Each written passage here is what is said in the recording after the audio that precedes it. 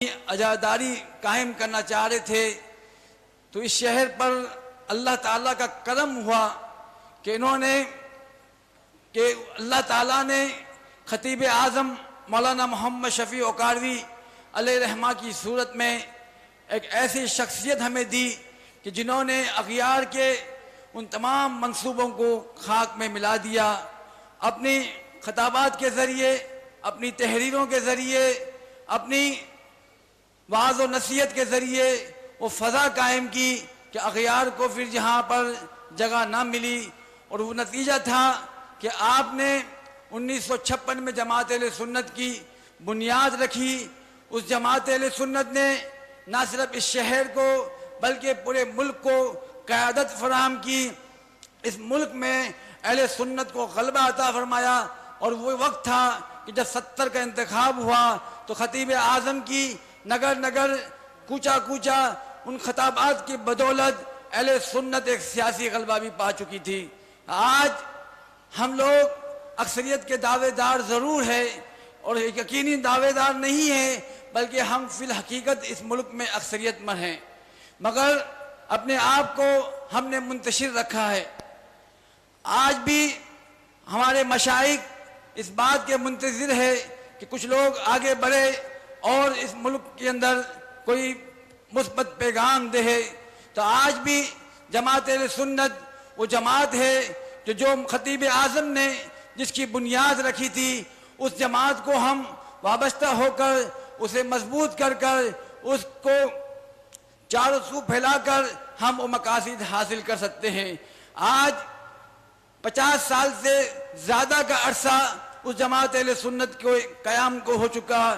آج بھی جماعت اہل سنت پوری دنیا کے اندر اپنے وجود کا احساس دلاتی ہے. یہ خطیب اعظم کا خلوص تھا، یہ خطیب اعظم کی شب و روز محنت کا نتیجہ ہے، یہ خطیب اعظم کی اس محبت کا نتیجہ ہے کہ آپ نے اغیار کے حملوں اور اپنوں کے اجنبی رویوں کے باوجود عشق رسول صلی اللہ علیہ وسلم کی شمع کو روشن رکھا. آپ نے ہمیشہ یہی بات کی کہ اہل سنت کے مسلک سے وابستہ ہو جاؤ.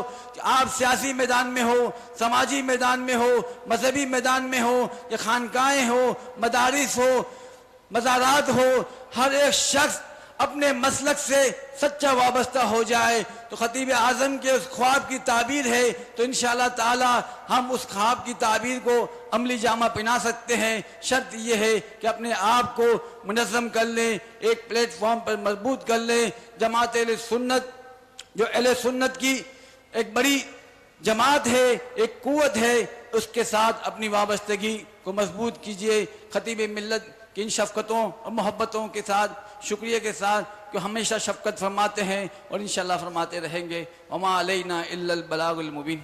آپ کا اسٹال لگا ہوا ہے؟ باہر اسٹال ہے؟ ابھی نہیں، صبح لگے گا. کل یہ باہر جماعت اہل سنت کا اسٹال لگائیں گے ممبرشپ کے لیے. میں ہر سنی سے کہوں گا کہ وہ ضرور اس کا ممبر بنے، ضرور شامل ہونا ہے اس میں اور اپنی خدمات پیش کرنی ہے. میں نے بلانا ڈاکٹر صاحب کو ہے، مگر خود دعوت دینے کی بجائے ذرا جوشیلا انداز دیکھنا چاہتا ہوں. دعوت دے رہا ہوں نوید عباسی صاحب کو کہ وہ آ کر حضرت ڈاکٹر صاحب کو حضرت الحاج علامہ ڈاکٹر سید محمد اشرف اشرفی الجیلانی، ان کے بھائی جو ہیں وہ حکیم ہیں اور حکیم کا کام ہوتا ہے درست کرنا. وہ کہنے لگے سید اشرف میرا نام ہے تو بھائی کا نام پورا لیں. میں نے کہا جی میں حاضر. آج تک کوئی نسخہ نہیں دیا جب بھی اصلاح کی ہے. بہرحال ان کی مہربانی. تو نوید صاحب اپنے جوشیلے انداز میں حضرت ڈاکٹر صاحب کو دعوت خطاب دیں. بسم اللہ الرحمن الرحیم. آج ہم سب یہاں اس عظیم انقلابی شخصیت کو خراج تحسین پیش کرنے کے لیے جمع ہیں کہ جن کی اپنی محفل میں جب وہ حیات ظاہری کے ساتھ موجود تھے تو ان کی محفل میں لوگ خاموش نہیں بیٹھتے تھے بلکہ وہ خطیب عالم اسلام جب اپنی گرجدار اور عشق مصطفیٰ صلی اللہ علیہ وآلہ وسلم سے لبریز آواز کے ساتھ کلام کرتے تھے تو اس میں اس اکاڑوی رحمت اللہ تعالی علیہ کے جلسے کے سامعین بھی ان کے ساتھ شامل ہو کر سبحان اللہ، ماشاء اللہ، اللہ اکبر اور یا رسول اللہ صلی اللہ علیہ وآلہ وسلم کی صدائیں بلند کیا کرتے تھے۔ اس انداز میں ان کا وہ جلسہ ہوا کرتا۔ ماضی کے جتنے جلسے آپ اٹھا کر دیکھیں، کہیں وہ لوگوں کو ہنساتے ہوئے نظر آتے اور کبھی لوگ بے ساختہ روتے۔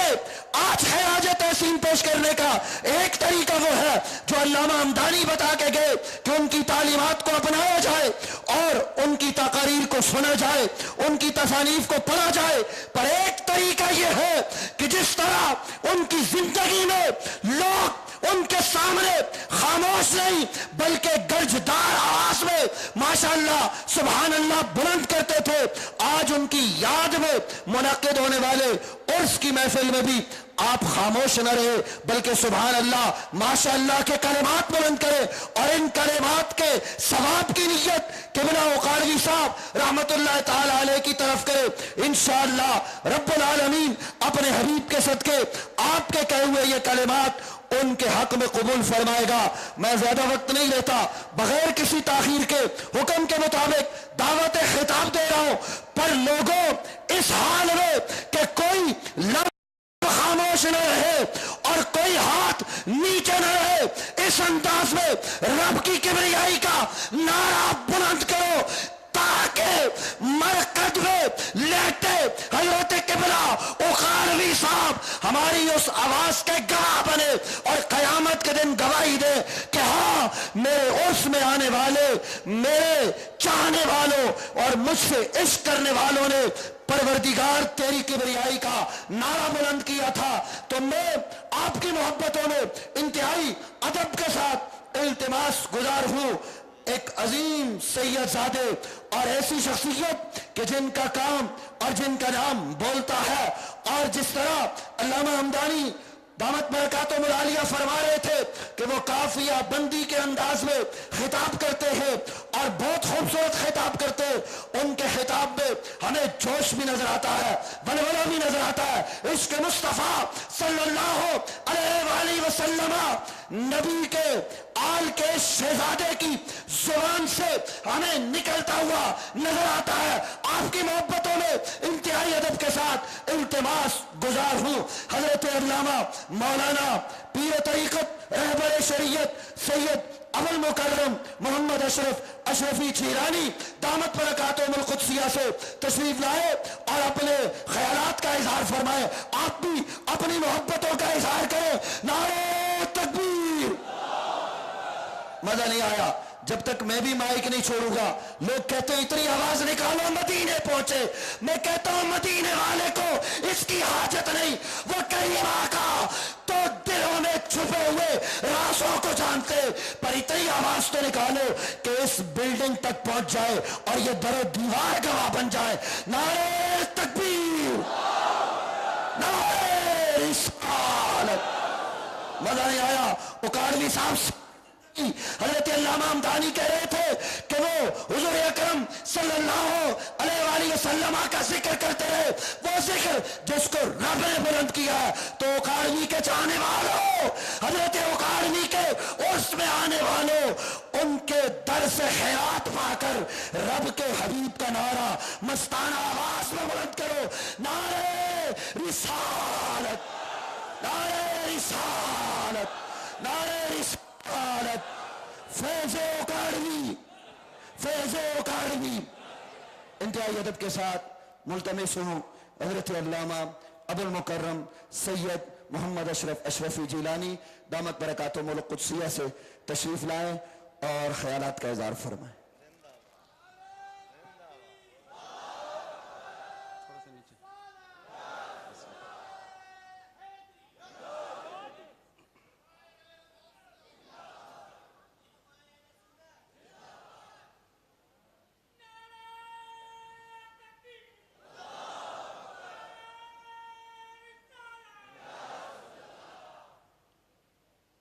الحمدللہ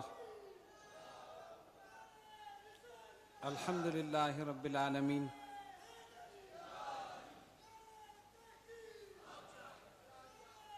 والصلاة والسلام علی من کان نبیا وآدم بین الماء والطین وعلی آلہ واصحابہ اجمعین اما بعد فاعوذ باللہ من الشیطان الرجیم بسم اللہ الرحمن الرحیم یوم تبید وجوہ وتسود وجوہ صدق اللہ العظیم بارگاہ رسالت میں درود پاک کا نذرانہ پیش کیجیے اللہم صلی علی سیدنا مولانا محمد وعلی آل سیدنا مولانا محمد صلاة دائمة بدوام الملک الحی القیوم بڑے لطیف ہیں نازک سے گھر میں رہتے ہیں بڑے لطیف ہیں نازک سے گھر میں رہتے ہیں میرے حضور میری چشم تر میں رہتے ہیں میرے حضور میری چشم تر میں رہتے ہیں ہمارے دل میں ہمارے جگر میں رہتے ہیں ہمارے دل میں ہمارے جگر میں رہتے ہیں ارے انہی کے گھر ہیں وہ اپنے گھر میں رہتے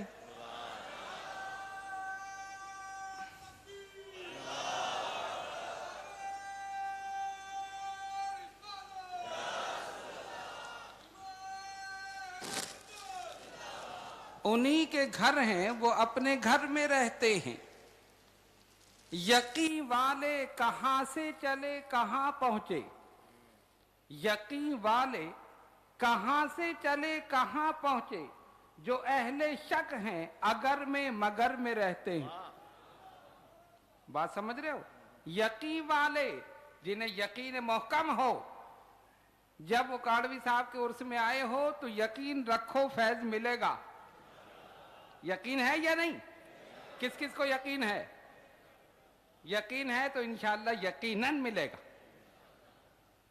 اسی لیے کوکب نورانی صاحب نے لکھ دیا تھا ہے یقین آپ کے ہیں محمد شفیع ہادی اہل سنت پہ لاکھوں سلام لکھا ہے نا شہر یقین والے کہاں سے چلے کہاں پہنچے جو اہل شک ہیں اگر میں مگر میں رہتے ہیں بڑے لطیف ہیں نازک سے گھر میں رہتے ہیں میرے حضور میری چشم تر میں رہتے ہیں من علینا ربنا اذ بعث محمدا ایدہ بایدہ ایدنا باحمدا ارسلہ مبشرا ارسلہ ممجدا صلو علیہ دائما صلو علیہ سرمدا صلی اللہ علی النبی الامی وآلہ صلی اللہ علیہ وسلم صلاة و سلاما علیک یا سیدی یا رسول اللہ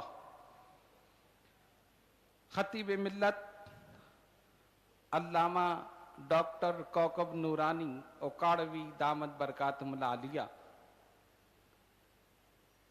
مفتی اعظم افریقہ علامہ مفتی اکبر ہزاروی صاحب دامت برکاتہم العالیہ و دیگر جید علماء کرام مشائخ اعظام اور حاضرین محفل السلام علیکم ورحمۃ اللہ وبرکاتہ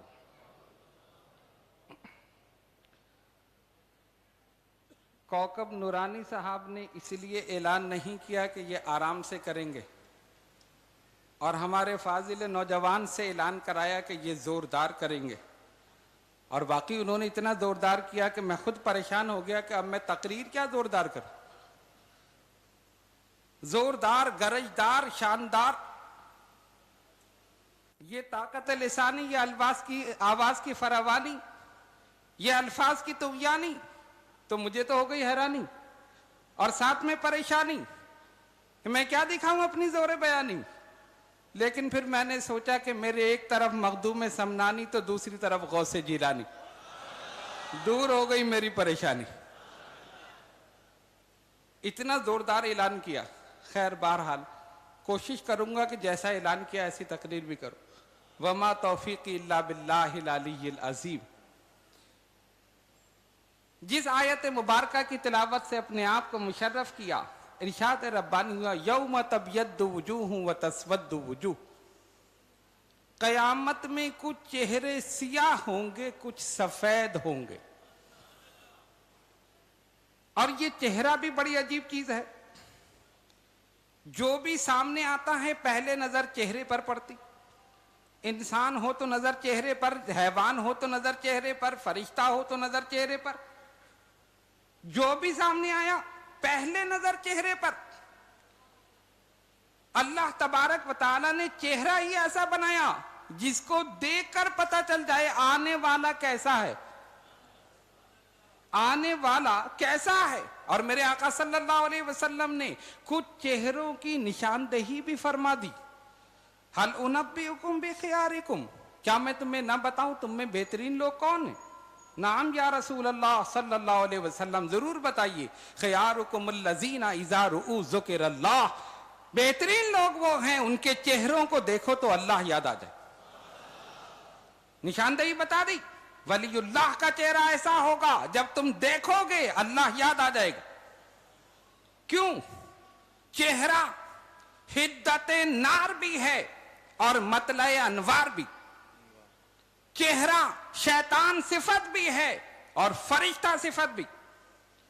کچھ چہرے ایسے ہیں کہ صرف ان کو دیکھ لو تو نامہ اعمال میں ثواب شامل ہو جائے. صرف دیکھنے سے ثواب. حدیث شریف کے مطابق والدین کے چہرے کو محبت سے دیکھو, ایک حج کا ثواب لے لو. سرکار بار بار دیکھیں, کہا بار بار ملے.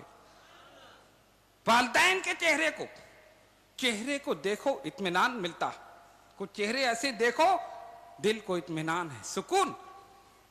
معصوم بچے کے لیے ماں کا چہرہ, مرید کے لیے پیر و مرشد کا چہرہ, شاگرد کے لیے استاد کا چہرہ, عوام اہل سنت کے لیے خطیب پاکستان کا چہرہ. تھا ایسا چہرہ, دیکھنے کے لیے بے چین تھے. اس وقت کوئی چینل نہیں تھے, اتنی زیادہ تصاویر نہیں تھی, ویڈیو نہیں تھی, انٹرنیٹ نہیں, کوئی چیز نہیں. خبر مل جائے خطیب پاکستان کا خطاب ہونے والا ہے, وہ چہرہ دیکھنے کے لیے, وہ آواز سننے کے لیے مخلوق خدا امڑ آتی. لوگ اپنا جلسہ کامیاب کرانے کے لیے خطیب پاکستان کا نام استعمال کرتے. ایک صاحب نے مجھے بتایا کہ ناظم آباد میں ایک جلسہ ہو رہا تھا, لوگ آ گئے, حضرت کا نام ہے, ایک عالم کی تقریر ہوئی, انتظار کر رہے ہیں خطیب پاکستان آنے والے, دوسرے کی تقریر ہوئی, پھر تیسرے کی ہوئی, پھر چوتھے کی ہوئی. رات گزر گئی, 1 بجا, 2 بج گئے, 3 بج گئے. وہ کہتے ہیں کہ 3 بجے تک لوگ صرف آپ کا بیان سننے کے لیے موجود رہے. ابھی حضرت آئیں گے اور خطاب فرمائیں, صرف وہ چہرہ دیکھنے کے لیے, وہ آواز سننے کے لیے. ایسا چہرہ ہونا چاہیے کہ دیکھو تو ایمان تازہ ہو جائے. سنیوں کے لیے یقیناً خطیب پاکستان کا چہرہ ایسا ہی تھا کہ جب دیکھتے تھے تو ایمان تازہ ہو جاتا تھا. ہمارا خطیب اعظم آ گیا ہے, سنیوں کی طرف سے لڑنے والا آ گیا.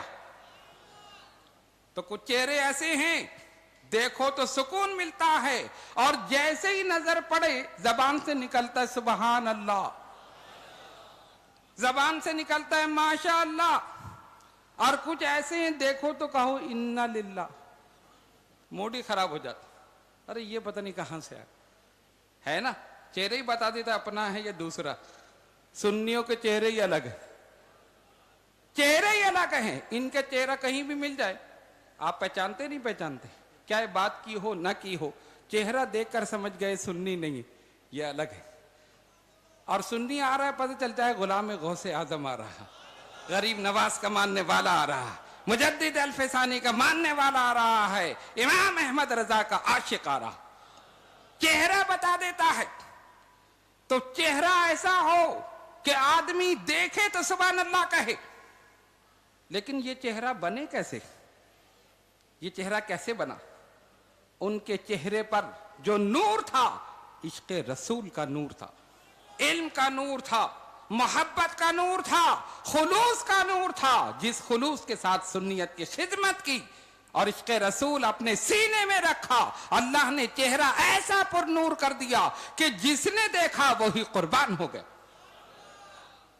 علم اور فضل, تقوی اور پرہیزگاری, طہارت اور پاکیزگی, احقاق حق, ابطال باطل, احترام سادات, محبت اہل بیت یہ جس ذات میں جمع ہو جائیں اس کا نام شفیع اکاڑوی، اس کا نام خطیب پاکستان ہے۔ علم اور فضل ہونے کے باوجود، عالمی شہرت یافتہ عالم ہونے کے باوجود عاجزی اور انکساری کا پیکر، عاجزی اور انکساری کا پیکر۔ اور یہ سنی سنائی بات نہیں، کوکب نورانی اکاڑوی صاحب جانتے ہیں ہمارے اور ان کے تعلقات بڑے پرانے، جب ہم بھی چھوٹے تھے اور یہ بھی چھوٹے تھے۔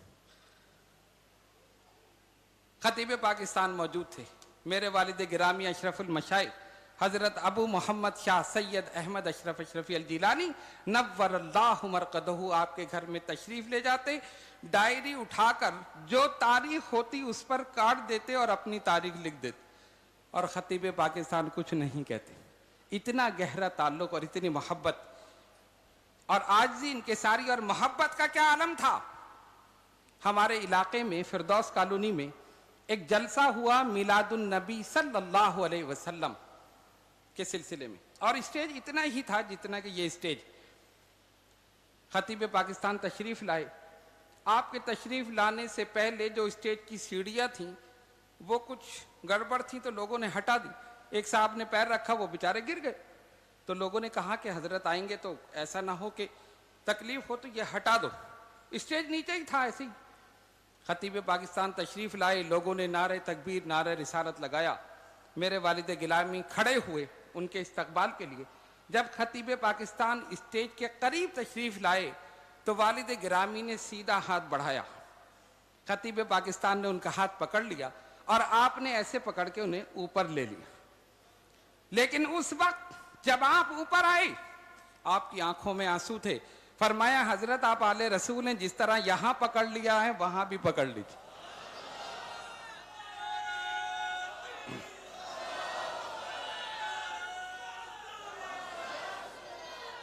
یہ سنی سنائی بات نہیں ہے، یہ ہے عشق رسول، جس طرح یہاں پکڑا ہے وہاں بھی پکڑ